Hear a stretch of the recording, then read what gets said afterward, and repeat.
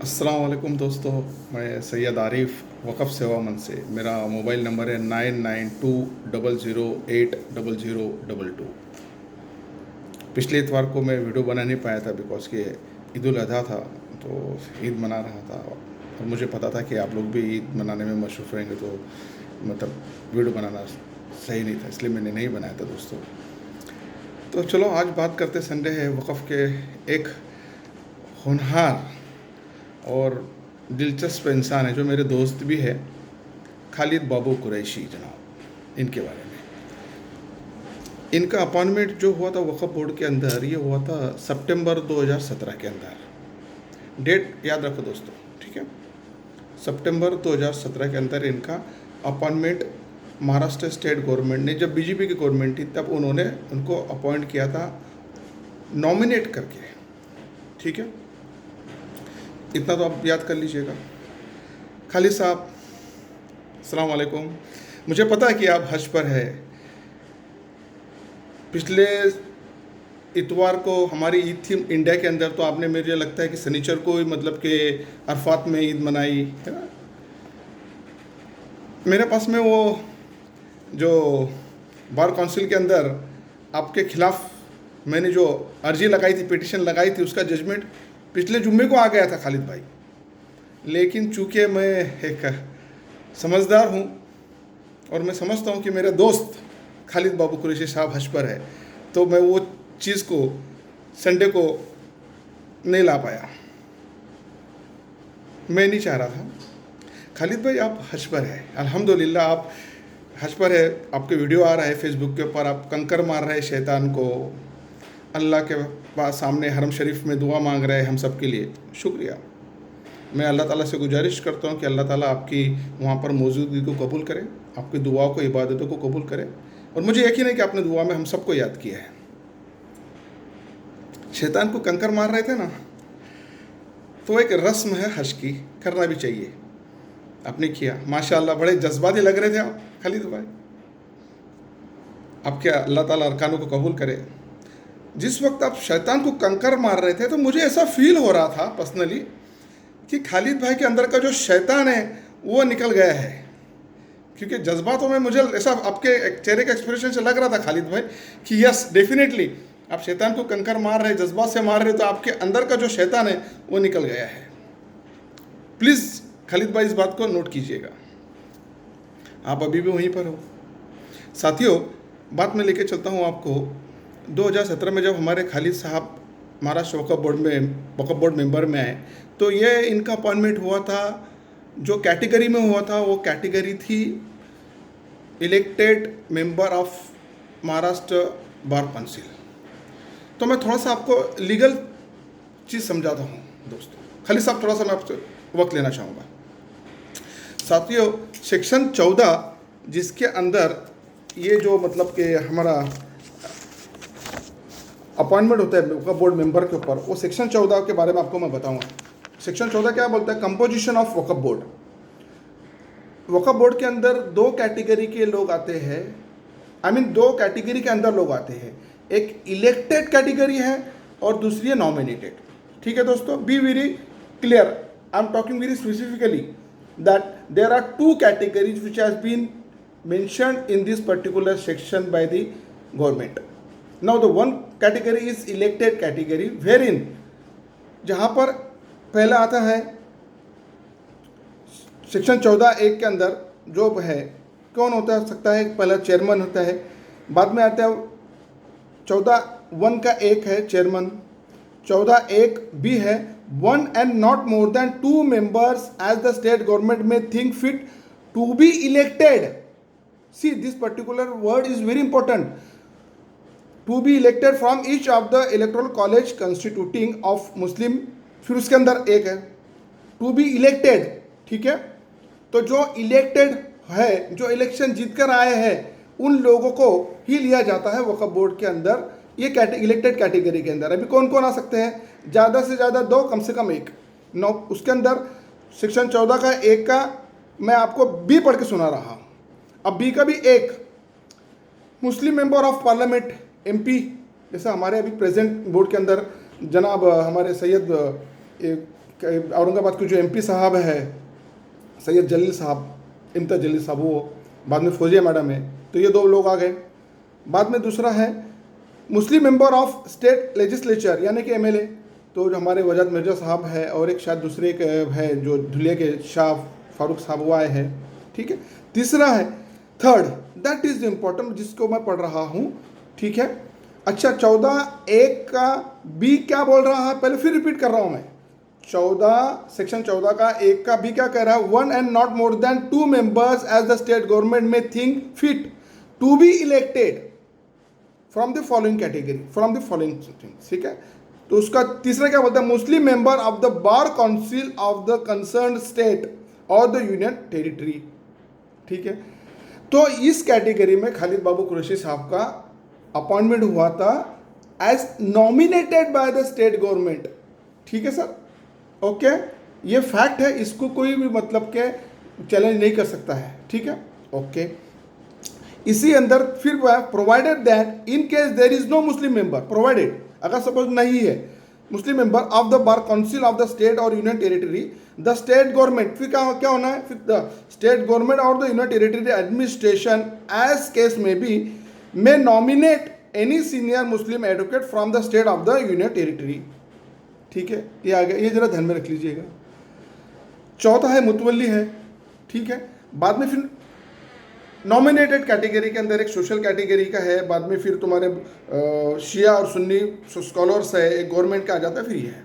तो आज हम मोर स्पेसिफिकली बात करेंगे सेक्शन 14 का 1 का बी का 3 Muslim members of the bar council, ठीक है। सोचते मैंने बता दिया आपको, खालिद साहब का जो अपॉइंटमेंट हुआ था, he has been nominated by the state government in the year of 2017 as a senior advocate, ठीक है। वो इसलिए मैं कह रहा हूं कि उनका अपॉइंटमेंट के बाद में मैंने क्या किया था कि आरटीआई के अंदर इनके अपॉइंटमेंट के डॉक्यूमेंट्स निकाले थे।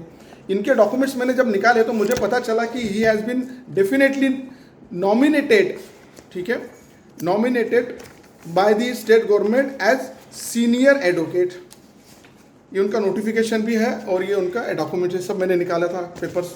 तो ये मेरे पास में क्लियर हो गया था कि भाई खालिद साहब का अपॉइंटमेंट हुआ। तब तक मुझे सेक्शंस के बारे में इतने मालूम था कि भाई अगर सपोज के 14(1)(b) का 3 क्या कहता था कि अगर बार काउंसिल के इलेक्टेड मेंबर नहीं है तो government have the rights to nominate. तो मैं बोला था चलो ठीक है, जबकि मैंने उनके उसी आरटीआई के अंदर मुझे उनका बायोडाटा भी मिल गया था खालिद साहब का, जिसके अंदर उन्होंने उनका ये क्या कहा था, करंट जॉब लीगल कंसल्टेंसी। तो मुझे समझ में आ गया था कि ये सीनियर एडवोकेट नहीं है, क्योंकि अगर सीनियर एडवोकेट होते तो वो करंट जॉब भी लिखते थे, प्रोफेशन लिखते थे और प्रोफेशन के सामने लिखते थे प्रैक्टिसिंग एडवोकेट, लेकिन उन्होंने ये गलती की थी।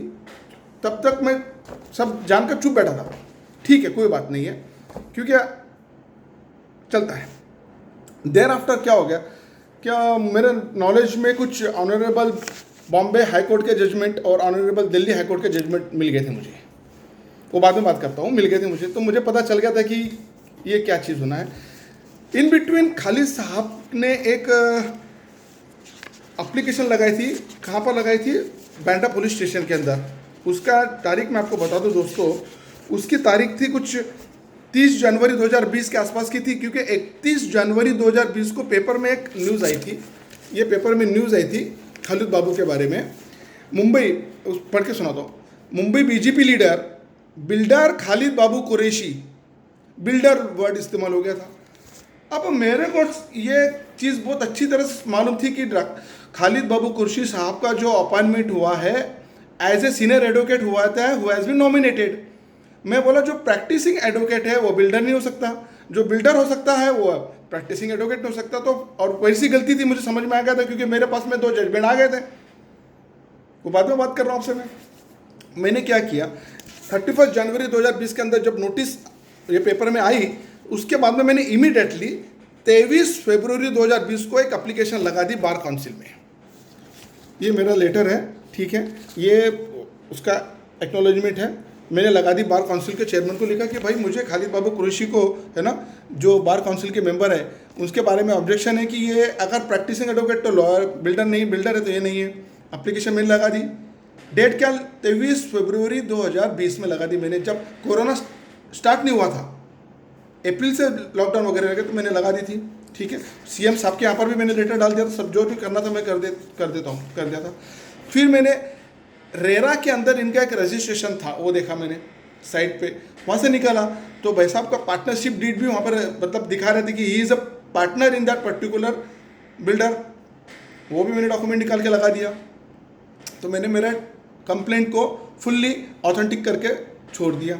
ठीक है सर, तो मेरी कंप्लेंट को मैं साइड में कर देता हूँ कि मैंने ऑलरेडी ऑब्जेक्ट कर लिया था 2020 के अंदर। That was the first person who has approach the bar council in the entire Maharashtra. ठीक है, तो अगर कोई ये कह रहा है कि खालिद बाबू को कुरैशी साहब के अगेंस्ट में हम खड़े थे या हमने करा, तो सब बकवास, या जो कहते हैं ना कि हम भी करते हैं, चल बकवास करके दिखाओ। आज के तारीख में लोगों को रिजल्ट चाहिए रहता है, हम भी छोड़ दो, भी क्यों छोड़ दो, करके दिखाओ। लोगों को बिरयानी खिलाकर अपने फेवर में काम करवा लेना बहुत आसान बात है, ये चाहिए, समझे। एनीवे, तो ये चला। इसके बाद में फिर क्या हुआ, क्या एक्सक्यूज मी, हेयरिंग आई, हेयरिंग शुरू हुई अभी, क्योंकि कोरोना का लॉकडाउन वगैरह था तो अभी शुरू हुआ। और मुझे ऐसा लग रहा था कि सुप्रीम कोर्ट ऑफ इंडिया ने कुछ मतलब के डायरेक्शंस दिए बार काउंसिल को कि तुम्हारे पास में जितनी भी केसेस हैं वो 31 जुलाई के पहले या 7 अगस्त के पहले ख़त्म करो, ऐसा कुछ उनके पास में टाइम लिमिट था। तो वो लोगों ने हेयरिंग शुरू कर दी। अच्छा, मेरे एप्लीकेशन के बाद में जनाब एडवोकेट AU पठान साहब भी इंटरव्यून कर दिए, क्योंकि भी बार इलेक्टेड मेंबर्स में थे। ये भी बहुत अच्छी बात है, ये भी बताऊंगा मैं, वो भी आ गए तो मेरी ताकत डबल हो गई। वेलकम। हेयरिंग शुरू हुई, हमने हमारे रखा पे डॉक्यूमेंट्स का आर्गूमेंट्स किया, हमारा क्रॉस एग्जामिनेशन हुआ, जनाब खालिद बाबू कुरैशी साहब का भी एग्जामिनेशन हुआ, उनका भी आर्गूमेंट्स हुआ, सबमिशन हुआ, ठीक हुआ। पिछले जुम्मे को ऑर्डर आया, जजमेंट की कॉपी आई है बार काउंसिल के यहाँ से। ठीक है,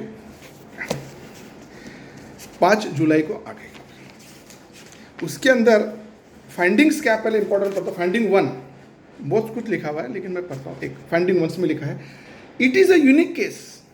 अच्छा, मैं नहीं कह रहा हूँ, फाइंडिंग कौन कह रहा है, ये बार काउंसिल के जो मेंबर थे उन्होंने कहा है।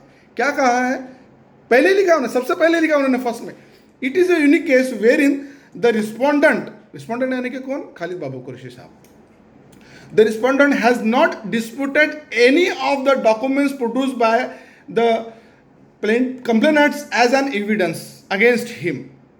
Yani whatever documents and allegation made by me and advocate AU Patan has been admitted and accepted by the respondent, यानी कि खालिद बाबू कुरैशी साहब ने। इसलिए उन्होंने यूनिक केस कहा, क्योंकि कंफर्म थे सब। हमने जो डॉक्यूमेंट बताया, तो सैयद आरिफ आपको पता है डॉक्यूमेंट के बेस पर बात करता है, हवा में बात नहीं करता। हम भी कर लेंगे, हम भी करते हैं, हम बिरयानी खिला देंगे, बिरयानी खिला के जजमेंट हमारे फेवर में ले लेंगे, ऐसा फालतूगिरी नहीं आई इधर और इसके ऊपर, समझे ना। लंबू फालतू बातें करना छोड़ दे कि हम भी कर सकते हैं और हम भी करते हैं, अरे करके दिखा, समझे ना। हाँ, तेरे जो बोल रहा हूँ लंबू। अच्छा दोस्तों, तो ये फाइंडिंग्स के बाद में, बहुत सारे फाइंडिंग्स होने के बाद में जजमेंट में पढ़ते ऑर्डर। ये ऑर्डर की कॉपी है, ये ऑर्डर की कॉपी है, तीनों मेंबर के सिग्नेचर 1 2 3। ठीक है सर। ऑर्डर के अंदर ए है, the complaints are allowed and respondent advocate is held guilty. A B, the sanad oblique certificate issued by the BCMG to the respondent is hereby cancelled and withdrawn with immediate effects. माने के खालिद बाबू कुरैशी साहब की जो सनद थी, that has been cancelled with immediate effect by the bar council members.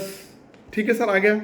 Third है, the name of the respondent is liable to be stuck off from the roll of advocates maintain by the bar council of Maharashtra and Goa. Khalid साहब, ये judgement तो आना था, तो आपको भी पता था, मुझे भी पता था, अल्हम्दुलिल्लाह, क्योंकि हम दोनों मिल ही रहे थे, बात हो रही थी। ठीक है, काफ़ी बातें आपसे होती है, और आप तो दोस्त हो मेरे। जजमेंट आ गया खालिद साहब, सेक्शन 14 के बारे में बताया था। अभी मैं आपको दोस्तों ऑनरेबल हाई कोर्ट बॉम्बे का नागपुर बेंच का गवई साहब का एक जजमेंट है। ठीक है, मैं बताता हूँ। टाइटल है Syed Jameel Ahmed versus state of Maharashtra, AIR 2009 bracket में 6।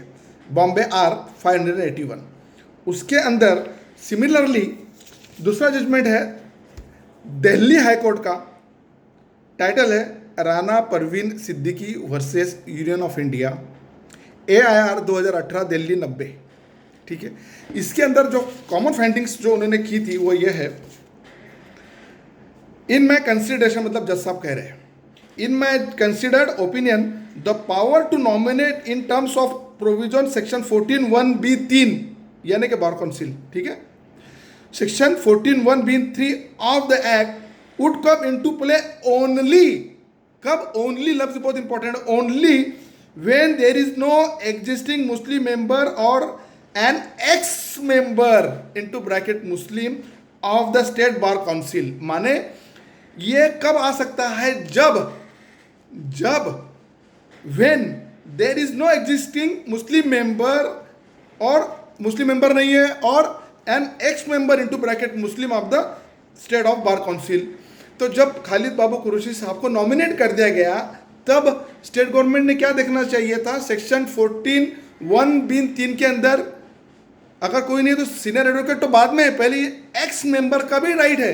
तो जब खालिद बाबू कुरैशी साहब को 2017 के अंदर नॉमिनेट कर दिया गया, तब तो AU पठान साहब भी थे, एडवोकेट आसिफ कुरैशी साहब भी थे, तो वो दोनों के दोनों इंटाइटल थे।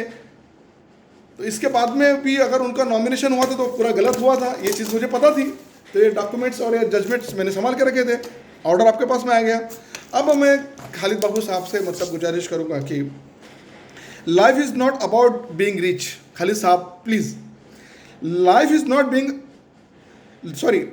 Not about being rich, being popular, being high educated और being perfect. It is about being real, humble and kind.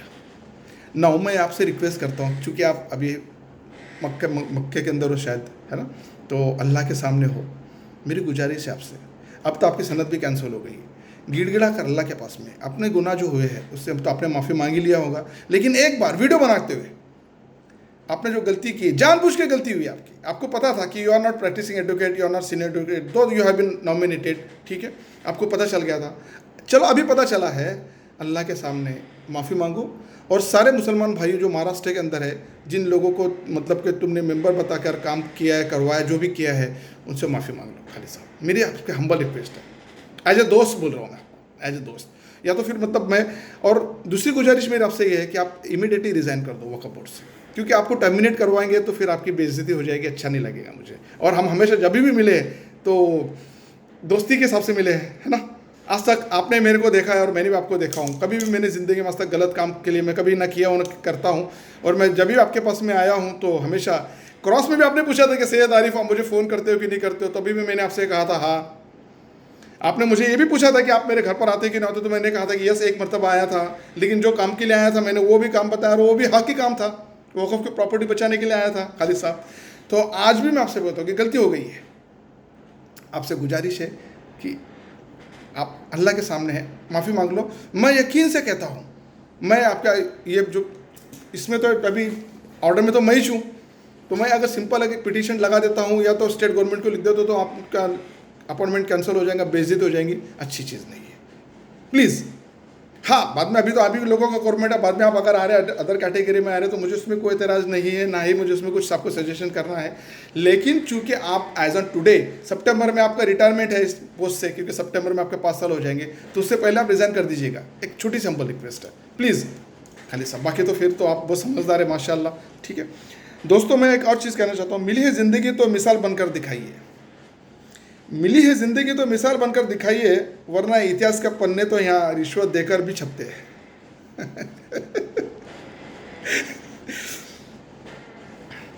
ना ढूंढ मेरा किरदार दुनिया की भीड़ में ए दोस्त, ना ढूंढ मेरा किरदार दुनिया की भीड़ में ए दोस्त, वफादार तो अक्सर तन्हा मिलते हैं, सैयद आरिफ हमेशा, है ना। तो खालिद बाबू साहब मैं आपसे गुजारिश करता हूँ, इतना बोल के हुए मैं खालिद बाबू कुरैशी साहब के बारे में जो मुझे कहना था मैंने कह दिया हूँ। दोस्तों एक इसके बाद में ये टॉपिक अब बंद करता हूँ, एक छोटा सा टॉपिक लेता हूँ, वो चिराग अली कब्रिस्तान शोलापुर के बारे में। मैंने एप्लीकेशन लगा दी थी कि मुझे इंटरव्यून करवाना है तो मेरा एप्लीकेशन अभी पेंडिंग है बोर्ड के पास में। बोर्ड मेम्बरान से गुजारिश करता हूँ कि मेम्बरान आप अगर अलाउ करते हैं तो मैं इंटरव्यू के लिए तैयार हूँ, क्योंकि मैंने देखा है शोलापुर के अंदर लोग सोए हुए हैं, शायद किसी को इंटरेस्ट नहीं है वहाँ के। चलो लोग तो लोग, मजहबी रहनुमा भी वैसे ही लग रहे हैं मुझे, और इन्हीं की कमजोरी की वजह से जो लोग हैं, गलत लोग हैं, वो वहाँ पर राज कर रहे हैं। ठीक है, आपको कोई इंटरेस्ट नहीं है, क्योंकि मैंने देखा, मैंने आपको हमेशा गुजारिश कहा कि पेन उठाओ पेन उठाओ पेन उठाओ, लेकिन आप में से किसी में भी कोई हिम्मत नहीं है। या तो आपका ज़मीर सो गया है, या आपको अल्लाह की प्रॉपर्टी बचाने में कोई इंटरेस्ट नहीं है। ठीक है, आपकी मर्ज़ी। सैयद आरिफ ने जो बेड़ा उठाया है, इंशाअल्लाह ताला अकेला ही पूरा काम करेगा, ये वादा है आपसे दोस्तों। ठीक है, चिराग अली कब्रिस्तान भी अभी फिनिश्ड, खालिद बाबू भी फिनिश्ड। अब एक नया काम शुरू करना है दोस्तों मुझे, वो मेरे पास में अभी रिसेंटली आया है। प्रॉपर्टी कुछ 1200 करोड़ के आसपास की इन्वॉल्व है वक्फ बोर्ड के अंदर। अब वो जो प्रॉपर्टी इन्वॉल्व है वो कहाँ की, मैं आपको बता दूँ, पनवेल के अंदर है। ट्रस्ट का नाम है मखदूम बीबी वक्फ ट्रस्ट। ये सारे डॉक्यूमेंट्स मेरे पास में आ गए दोस्तों, ये देख लीजिएगा, ये सारे डॉक्यूमेंट्स मेरे पास में आ गए। देने वालों ने मुझे बताया कि भाई हमारा नाम आना नहीं चाहिए, ये लोग बड़े ख़तरनाक है, ये ऐसे है वैसे है, सब बता दिए हैं। तो दोस्तों आप लोग तो जानते हैं सैयद आरिफ के आदतों को, मैं मजबूर हूँ। छोटे मोटे केस के अंदर मुझे बिल्कुल दिलचस्पी नहीं, मज़ा भी नहीं आता है। अगर जिन लोगों के बारे में मैंने पहले कभी मतलब बात की थी और वो छोटे मोटे हैं, तो मेरे नज़र में वो छोटे ही है, क्योंकि उनके प्रॉपर्टी बचाने में मेरे वक्त बर्बाद करने से बेहतर है 1200 करोड़ की प्रॉपर्टी बचाऊँ ना मैं, है ना। तो आप अगर छोटे लोग हैं जिनको मैंने कभी छेड़ा था या मतलब पेपर डाले थे, वो सोच रहे हैं कि अरे आरिफ भूल गया, तो भूला नहीं हूँ मैं, आपको इग्नोर कर रहा हूँ, क्योंकि आप मेरे सामने बहुत छोटे हो। 1200 करोड़ की प्रॉपर्टी है, बिल्डर डेवलप कर रहा है। ठीक है, मैंने से भी नाम बताया है, सारे डॉक्यूमेंट्स मेरे पास में आ गए, इंशाल्लाह ताला आगे बताऊंगा। और सैयद आरिफ ना बिकता है ना डरता है, झुकता है तो सिर्फ अल्लाह के सामने, अल्लाह अकबर। ये पनवेल के केस के अंदर अगर कोई ये सोच रहा है कि हम बहुत बड़े हैं, आरिफ को डरा देंगे, धमका देंगे, प्रश्न से इतना ही, अलग अलग शायद जो सच है वही होगा। कितने भी बड़े एडवोकेट खड़े करो, कितने भी बड़े तुम आदमी को लेकर आओ, दुआरदार को लेकर आओ, कोई फ़र्क नहीं पड़ता। मेरा रिकॉर्ड निकाल लो, मिनिस्टर को मैं भिड़ा हूँ, आज भी मिनिस्टर्स को भिड़ा हूँ, एमएलए को भिड़ा हूँ मैं। और 500 करोड़ या उसके अबो 500 करोड़ तुमने देखा तो 300 करोड़ की प्रॉपर्टी का थी चिंचपुर आस्टी, है ना, वो मेरा स्टार्टअप जैसे मैंने वीडियो बनाया था। समीर काजी की प्रॉपर्टी कितने की थी, 1000 करोड़ है वो। समीर काजी इसलिए बोल रहा हूँ क्योंकि संगीन मस्जिद, ठीक है, और मुझे मालूम है कि समीर काजी इज़ द मेन, मतलब उसके अंदर है इसके लिए। दूसरी एक प्रॉपर्टी थी जो हज़ारों करोड़ की, हज़ारों करोड़ की, जिसका पिटीशन मेरा फाइल हो गया ऑनरेबल हाई कोर्ट के अंदर। ठीक है, अब ये 1200 करोड़। तो अपनों को छोटे मोटे काम के अंदर मतलब मज़ा नहीं आता, बड़ा काम। ठीक है दोस्तों, नेक्स्ट संडे से मैं ये सब शुरू करूँगा। ठीक है, ट्रस्ट का नाम एक बार फिर सुन लो, बीबी मखदूम बीबी वक़फ़। ठीक है, ये पनवेल में है, इसमें बारे में अपन नेक्स्ट वीक से बात करेंगे। तब तक मैं आप लोगों से विदा लेता हूँ। आप लोगों से गुजारिश करता हूँ कि आप अपनी फैमिली का ख्याल रखें, आप अपने लिए, अपनी फैमिली के लिए दुआ करें, और दुआ में मुझे भी याद रखें। खालिद बाबू साहब, आप वहाँ पर दुआ करो जनाब, हमारे लिए भी दुआ करो जनाब, क्योंकि आप दुआ तो करते दिखा रहे हो, लेकिन मुझे ऐसा महसूस नहीं हो रहा कि आप मेरे लिए पर्टिकुलरली दुआ कर रहे हो। दुआ करो यार, हाँ please, do take care of yourself दोस्तों। अल्लाह हाफिज़, फ़ी अमानिल्लाह।